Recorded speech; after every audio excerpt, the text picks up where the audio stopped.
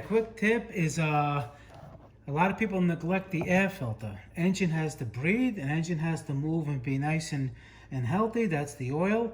It has to be cool so it doesn't overheat. That's the coolant. It also has to breathe. That's very important.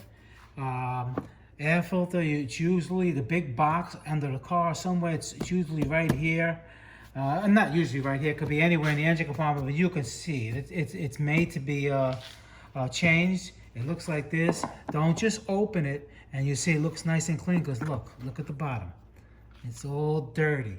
It's all these, just because the top, because it breathes this way. It breathes this way. In other words, the air is coming this way. So of course this is going to be cleaner.